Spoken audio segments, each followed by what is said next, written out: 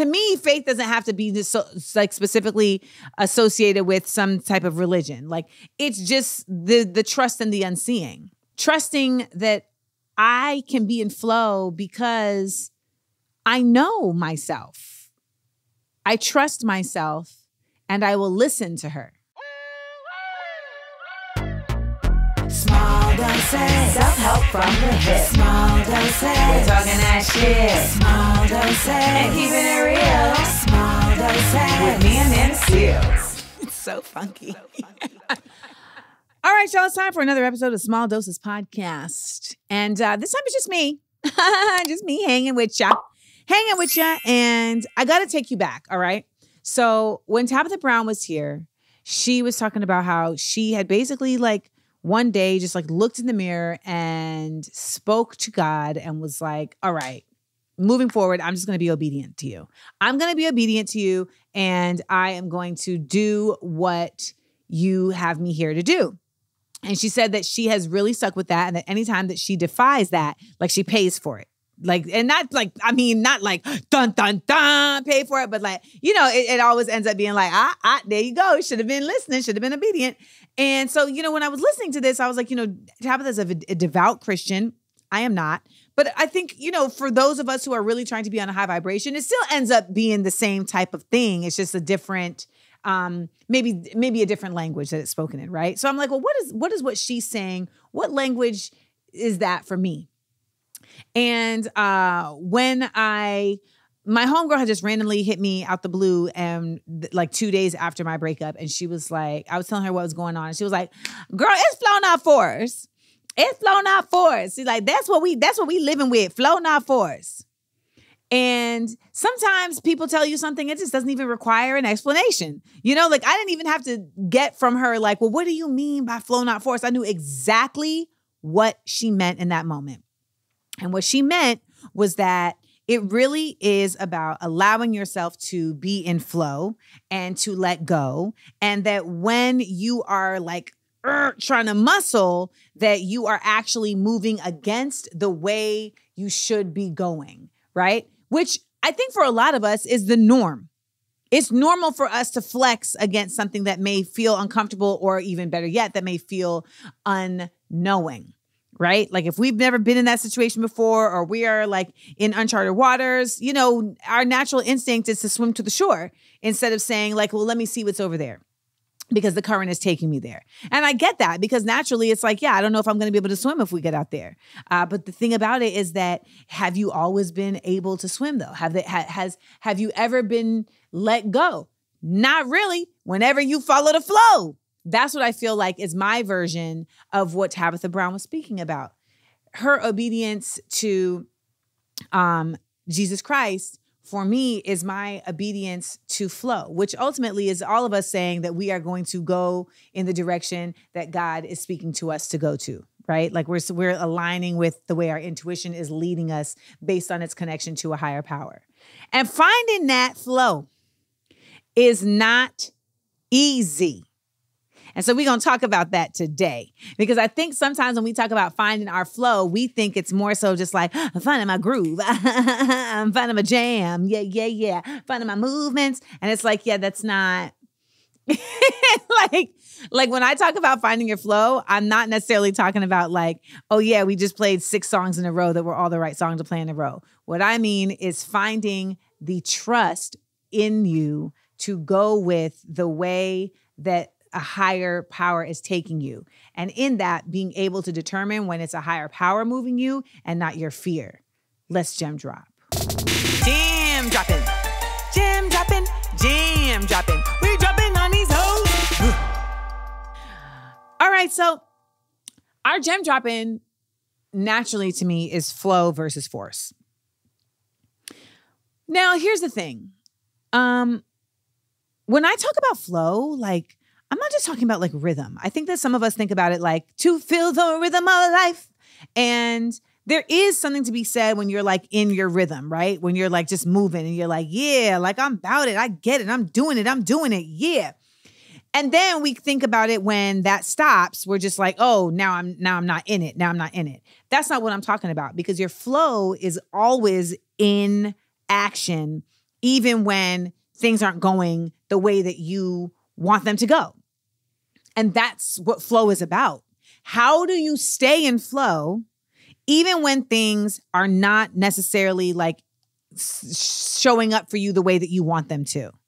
And I think the reality is that when things aren't showing up for us the way that we want them to, we immediately decide that like, oh, we're doing something wrong. We're doing something wrong. This wouldn't have happened if we had done X, Y, Z. But that's not always the case, because sometimes things are going in this direction, even though it's not like the good news that you wanted, because that's the lessons that you needed to know, right? That's the information you needed to know. That was the story that needed to be told to you for you to be able to make the next movement. When we talk about force, for me, force isn't simply just like, oh, this is difficult. Oh, this is stressful. That's not simply just force. Force is oftentimes for me when something feels like I am having to muscle my way to making it make sense. When I am creating loopholes and jungle gyms and tactics to like make it make sense.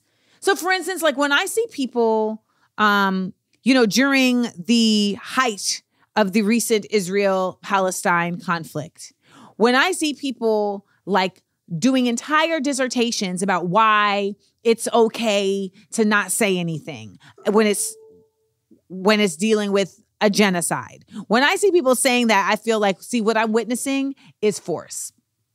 I'm witnessing people really jumping through hoops, doing a bunch of mental gymnastics to try to make this thing make sense that genuinely does not make sense in the flow of where things are going, right? And I'm like, you understand that like all this effort that you're going through is nonsense, because you're really just doing it because you cannot handle what really is in you coming out. You actually do want to speak. You actually do want to stand for something. But there are things and impediments that you have aligned yourself with that you're now trying to commiserate and reconcile. That's force. Whereas honestly, if you really, I believe, just go with the way that your body and your heart and your soul are telling you to, that you actually will land where you need to. But it's so difficult to do that because we live in a world that's on a grid. We live in a world that is so often committed to this grid. It is so like, we have to do this way, and then this way, and then this way, and this is how the protocols go for this, and then these are the steps for this, and this is the processes for this. It is wildly unnerving. And it's not attached to necessarily morals or values or freedom. It's not attached to any of those things, which are at the tenets of flow. So you're like, how do I make these things come together? And you have to decide, like, I am going to commit to really allowing myself to let flow happen. Because that's the other part. You have to be the remover of the force by letting flow happen. And letting flow happen requires you even knowing you. It's taken me so long to do so much self-work and self-exploration about what are the things that I allow to be force in my way. Right? Whether it's my codependency or abandonment issues or, insecurities, jealousy, like what are the things that I am allowing to be in the way of me feeling good about my gut? See, that's the thing. When we're talking about it, it's not just to say, oh, what am I allowing to get in the way of me getting to where I want to go? That's not what I'm saying. What am I allowing to get in the way of me trusting my gut? Because when you have these things floating around, it makes you say, like, I don't know how much I can really listen to me. Because you know you have these things. Those things are force. The jealousy, the codependency, the projecting, all of these things. A lot of us have them because we are human. And we come up in a world where we are shaped by factors outside of our control. And then we have to take control. And part of the taking control is learning who you are and learning what you are and how to be the person you want to be in order to be able to be in flow. When we're talking about flow versus force, we also can identify like listening over whining, right? And someone had dropped this in the comments on Instagram, but I think a lot of times in order for us to attain flow, we really do have to get quiet and listen. And sometimes when we are busy whining, we might not call it whining because we're like, no, like I'm calling out the things that are a problem. Like I'm saying the things that are in the way. And, I'm just like frustrated that they're not what they are. And I can, y'all know that I know about that. Okay. But then there's also like, okay, once you've established that, now what? Now what? And at a certain point, you have to give space to actually let the inspiration come to you, or let the knowledge or let the flow come to you. And the whining and the complaining is the force it becomes force at a certain point, because you're literally forcing yourself to just be stuck in like, I don't like this. I don't like this. And that's when we can also go into like the abundance versus the scarcity mindset, because the abundance mindset will say, well, you don't like this, but like, what do you like? And like, how can we like center that versus what you don't like? This life thing ain't easy, y'all. Trust me. We all trying to figure it out. We all trying to flow, not force it out. So I say that to say that when it comes to force, flow, and flow versus force, the two are not anywhere close. Like they're not similar. Like I feel like you can identify them clearly, but they run so concurrently with each other that sometimes you're like, wait a minute. I didn't even realize I was in force. Ooh. And I got a story about that in that one time. That one time?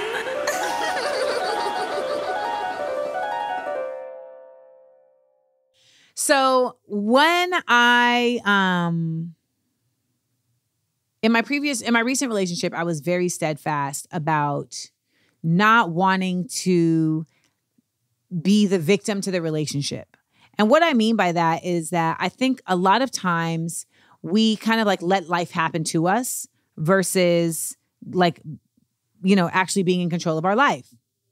And there's this weird dance that I think we do where we're like, okay, like I don't want to like be like too in something where like I can't see the trees from the road, but I also don't want to just like be taken for a ride. And so we commit ourselves to saying, okay, well, I'm going to be an active participant, right? I'm going to be an active participant in this. So that's why I decided to be in my relationship, because I feel like in the past, I wasn't really an active participant. I feel like in the past in my relationships, I was doing what I guess I thought like I'm supposed to do. But I don't know if y'all are admitting this to yourselves, but most of us really don't know what to do with relationships. Like it's not like we have a lot of like teachers. It's not like we have a lot of like examples. I mean, if you're fortunate enough to like have it within your family, then so be it. But it's not like, Love is Blind is really teaching you how to like be in a relationship. Okay. So I was just kind of doing what I thought I'm supposed to do, but I really wasn't grounded in any like true effort of like method or moral or principle. Like it was just like, yeah, like this is how it's supposed to go, right? Yeah. So in this relationship, I said, no, we're going to read books. We're going to be intentional.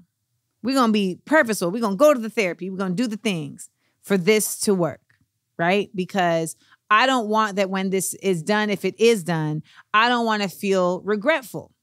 I want to feel like I have actually put in the effort of understanding how to be my best self in this. And so I did. And what I will say, and if you've ever heard any podcasts or interviews with me that related to my time while I was in that relationship, I often spoke about how he was the first man I had ever been with who tried. Like, I feel like they never tried. Like, it was always like, I am really doing my darndest. And they're kind of just like, I'm here. That's enough. And so it was like this time with somebody who would at least like go to the therapy, right? Would at least like read the books, or would at least like have like the deep introspective emotional discussions with me. And even if they didn't, like they would be apologetic after and then we'd be able to like move forward. So that always felt like effort. That always felt like something of value because it was something that somebody was doing for the sake of us. However, what I started to realize was that I was always the one who was creating that momentum.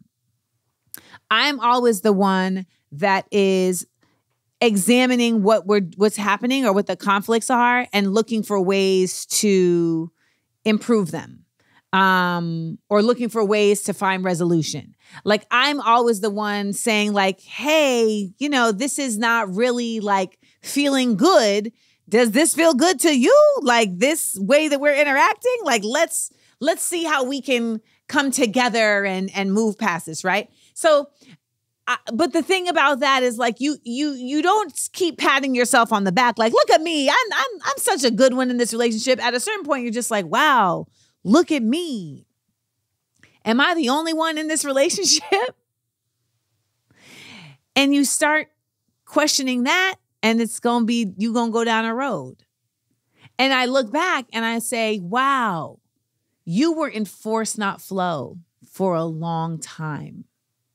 Because flow is not being taken for a ride. Flow is you feeling free and feeling good about the direction that you're going in, but not because you're forcing it, but because there's an anointedness to it. It is building you up with every challenge.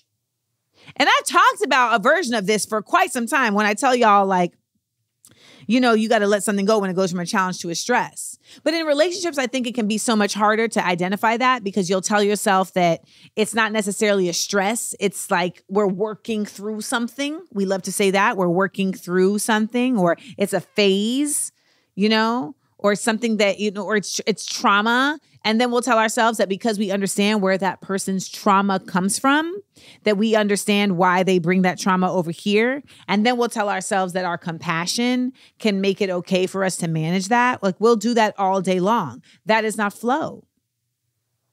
That is force. You're forcing it. You are rationalizing irrational. You are accepting the unacceptable. That is not flow.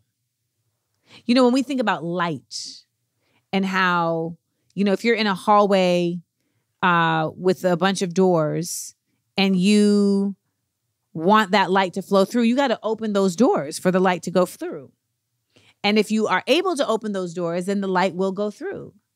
Think about how many times we've been in relationships where you try to open the door with somebody and they will not open the door. They will not let you in. They won't let the light in. That's force. Not letting the light in. So that's what I mean by when we talk about like, even when it's something that's not going your way, it still can be flow.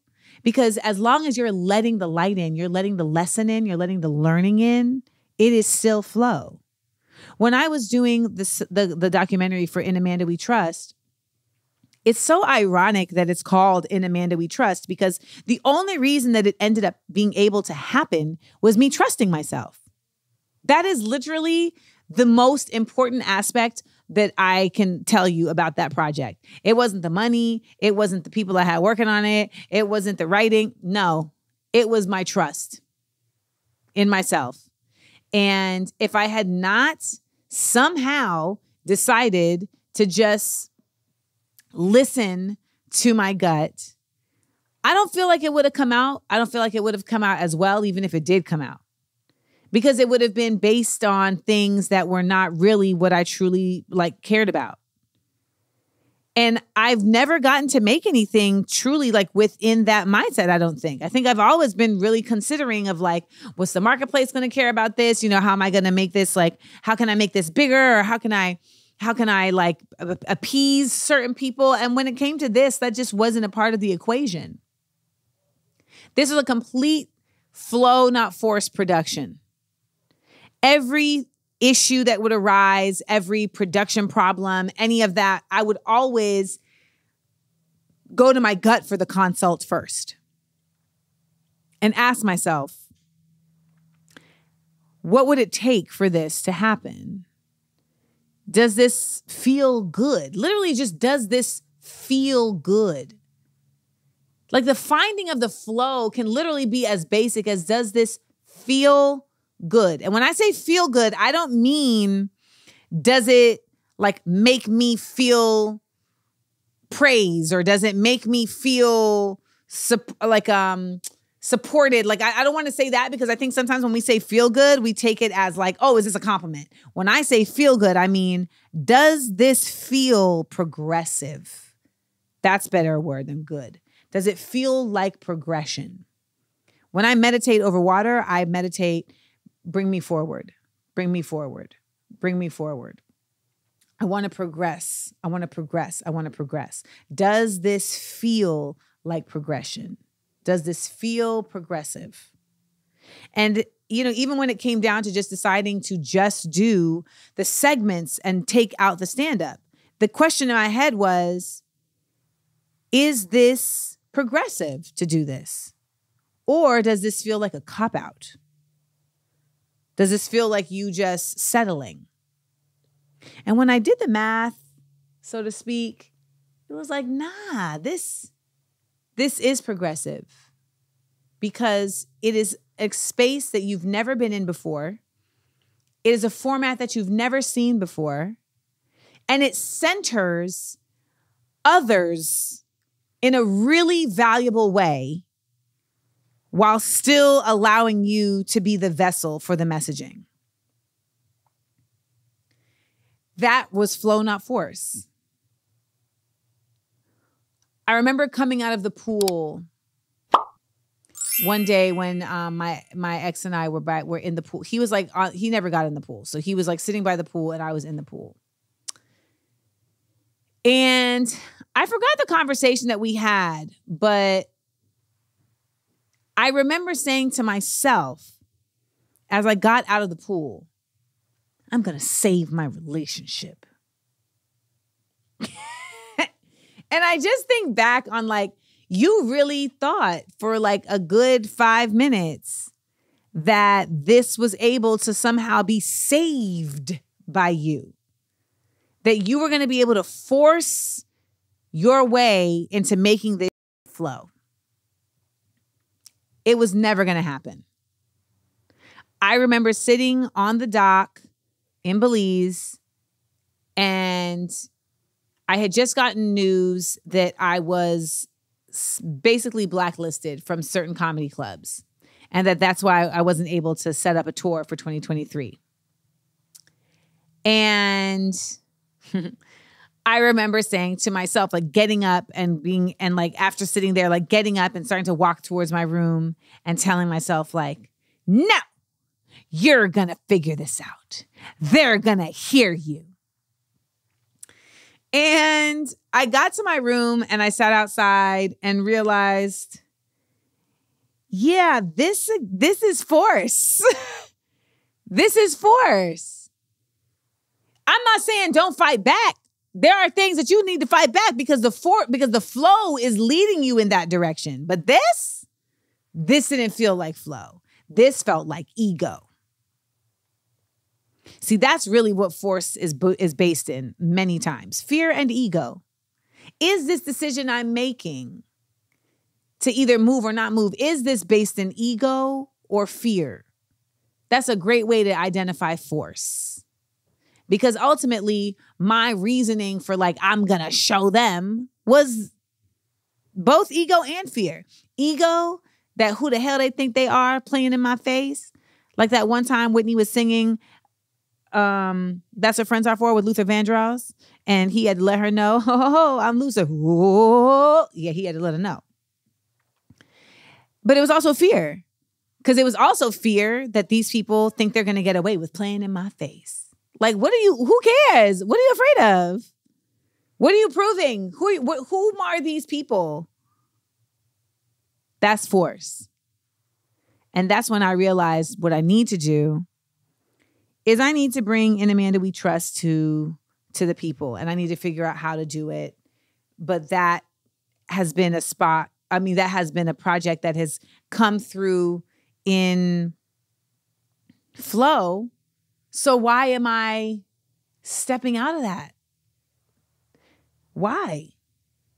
It was so revelatory and so just like empowering because it felt like I had like found some type of alchemy and some type of magic, right? And all it really is faith. You know, that's really all it really is that, and to me, faith doesn't have to be this so, like specifically associated with some type of religion. Like it's just the trust in the unseen, the trust in the unseen. And that is where my obedience has now had to find itself. Trusting that I can be in flow because I know myself. I trust myself and I will listen to her. And I will listen to her so that when I do identify flow, I can remove it, step outside of it. You know, sometimes flow is not even you. It's other people's ego. It's other people's fear in your way. How do you move that? I've had to do it. Y'all, I had an interview and a sis was in that interview, a sister was in that interview, just being real, you know, she was really just being young and inexperienced, but she was being very cocky about it. And at a certain point in the interview, she asked a question that didn't relate to the documentary. And I said to her, you know, she had already told me that she hadn't watched the documentary. And I said to her, oh, I'm going to skip over that question because it doesn't really relate. And so later in the interview, she came with her final question. Y'all, she just knew that this question was going to be the question. She said, so having been in this industry so long, how do you remain, or what do you say to people who misconstrue who you are? And I thought about it for a second. I said, I don't say nothing to them because I really at this point don't understand what there is to misconstrue. Like I've been at this for so long. Like if y'all haven't figured it out yet, like I can't help you. I can explain it to you. I can't make you understand it. Okay? Like that's it. Like I'm here. The track record is here. The examples are here. Like follow the trend. If I feel like, if you feel like I am diverting from consistency, then baby, I don't know. I don't know what you're looking at. That's it. I don't know. So she seemed a little bit bothered that I responded that way. But she was like, you know, so do you have any other questions? I mean, you already skipped my question earlier that I had for you. Moni chuckling. And I said, you know, you seem bothered by that. But the reality is that it was not a relevant question to the documentary. And she said, well, I told you I haven't seen it. I told you, you just assumed that I haven't seen it. I said, I didn't assume. You literally told me that you haven't seen it, but they sent you the screener. And she said, well, you know, they did not send it to me. They did not send it to me. I said, even if they didn't send you the screener, you knew you were interviewing me today. And if it was of an importance enough for you to make sure that your work was what it needed to be, then you would have found a way to see it by either contacting them and saying, please send me the screener, or by simply paying the $15 and expensing it. But ultimately, like your responsibility is your own. And you want to do a really good interview, so you will not let people get in the way of that happening. That's what I'm trying to say. And I was like, I'm just trying to give you game. I'm not trying to come at you. And she was like, well, I mean, all right, you know. And I was like, you seem defensive. Oh my God, I'm not defensive. Then she gonna turn to the videographer and be like, I mean, is it me or is it her? At this big age that I've acquired, like you're not doing that. And so I said to her, I think this would be better suited if you would leave the room and we continue the interview alone. And she was like, huh? She put her jacket on like a cape. She turned around. She was like, well, ugh. And then she addressed my PR that she's been shading this whole time without even knowing because she's still a novice. Not even realizing that every single time that you claim that you did not get my screener, you're shading these two people in here who absolutely have sent you the screener several times. But you keep standing on that you were not given the materials you needed. Who do you think these two people are? Who do you think this white lady and this big black man are? Like, do you think they did my security? Nonetheless, she ends up leaving, and on her way out, she says, I knew this was going to go this way. I said, well, you manifested what you thought. And then we went on to do a great interview with the videographer who was there. She gave him his questions. She gave him her questions, and we were able to complete the interview. The vibe went immediately to the top because you know why? We removed the force. DMT. We're serving it. So let's get into these DMTs. We're going to head on over to the SEAL Squad in a little bit, but first we got some questions for y'all right here. All right. First question. How do you find ways to operate in flow when dealing with people who don't flow at all? You know, it's funny because I've been in that situation. I've been in that situation where I was having to deal with people who just don't flow at all. And I was also still like trying to find my flow. And what I had to realize was that I was somewhat looking for some type of like affirming from them in how to get into my flow. And so I had to really just disconnect from wanting that from them or expecting that from them.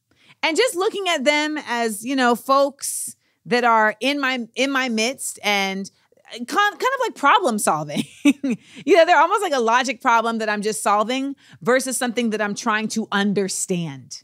I'm not trying to understand it. I'm just trying to transactionally get it to allow me to do what I need to do to remain in flow. You know, like someone had DM'd me and said that, you know, she works somewhere where her two bosses, or like the boss and the boss's son, I guess, are not pro-Palestine. And she was like, you know, I don't know kind of like how to move forward because I like them, but I feel like, you know, this is something we need to talk about. And I was like, why?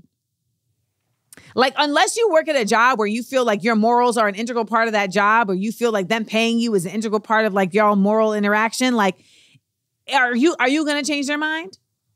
Like, protect your peace. Protect your peace. Know them for what they are now. And they know that they haven't even asked you. They felt so comfortable to espouse their views in front of you without having any even interest in where your thoughts lie. So now you know what they own and you can carry on.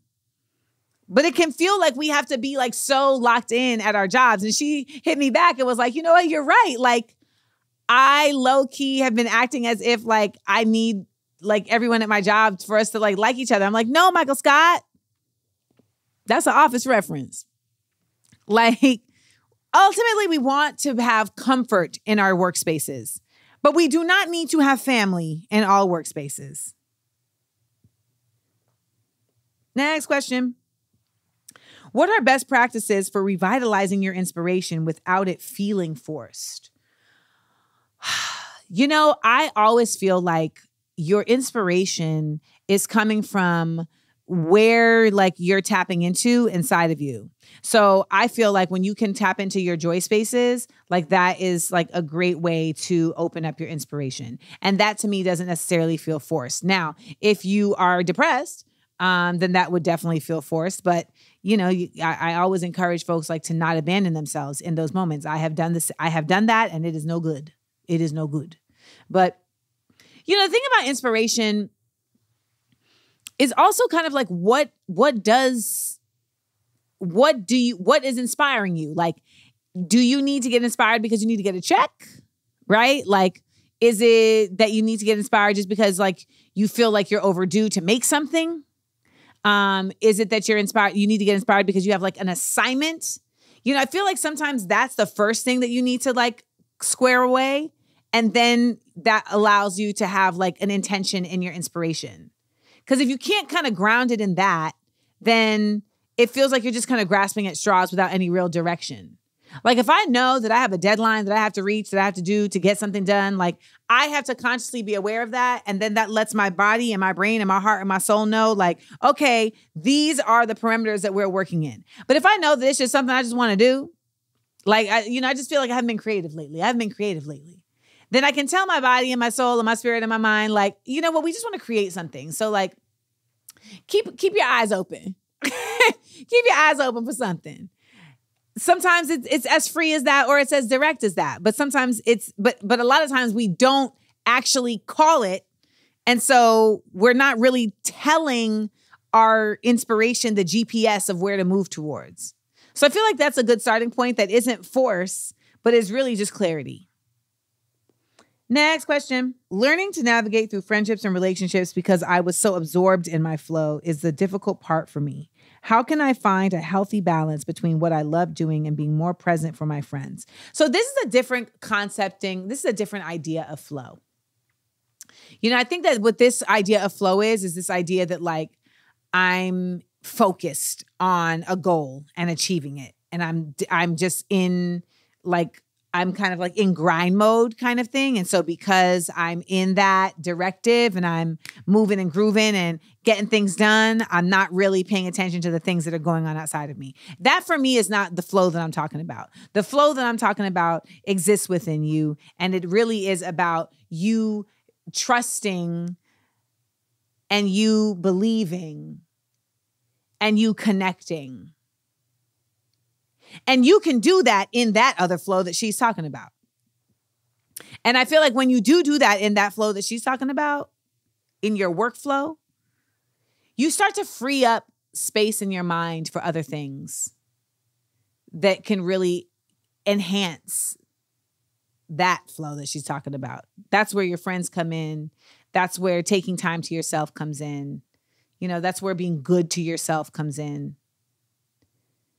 Because you have to create a workflow of not just the work that you're doing for money, but the self-work that you're doing for you. And that is a mindfulness that has to be had. And that's where I'm at.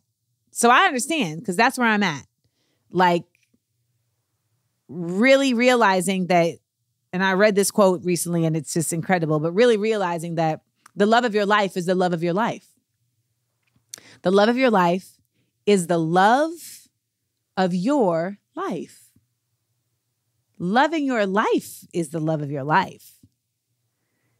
And when you can find that and pour into that, that is you pouring into flow and becoming obedient and learning and trusting. And the more you do it, the more you're able to see, you know, it's kind of like the Matrix. The more you're able to see, oh, this is flow. Oh, this is force. I'm going to relieve that. And you don't relieve it with anger. You don't relieve it with bitter. You don't relieve it with, you know, contempt. You relieve it with thankfulness and with grace because now you're back in flow. And you say, you know, that's over there. Thankfully, I was able to know that. Let me move. We're going to head over to the SEAL Squad and see what's going on over there for our Patreon questions.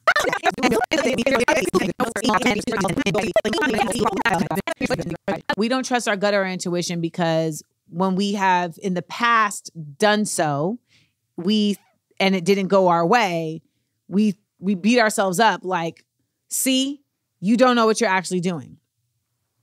But I want to call to question the fact that sometimes what you are thinking is your gut is actually anxiety. Well, I can tell you one thing, something that will knock your back into a flow state is really realizing that you was forcing some and then that blowing up in your face. I've experienced it. Yes, I have. Yes, I have.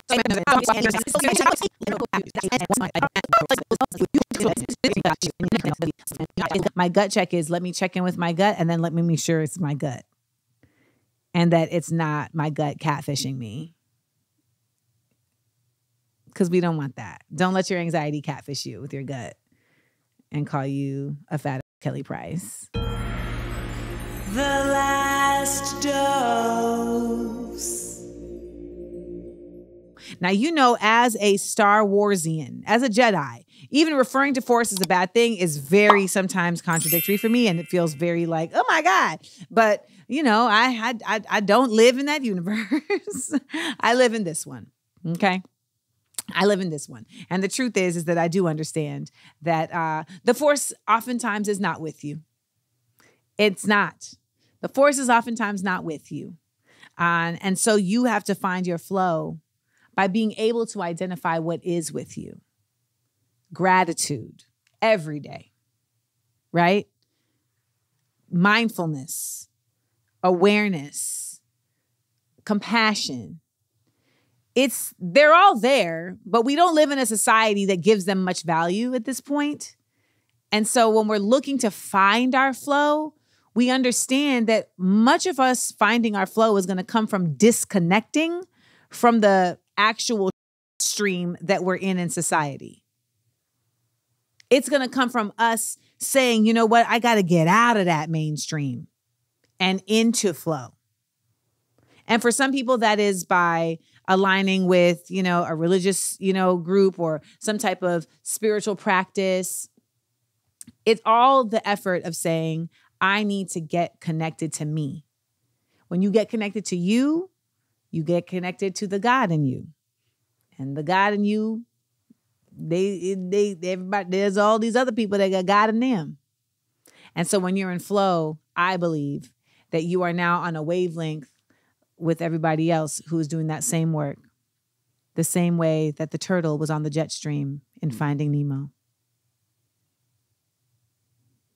We're all going to get there if we just let ourselves get in there.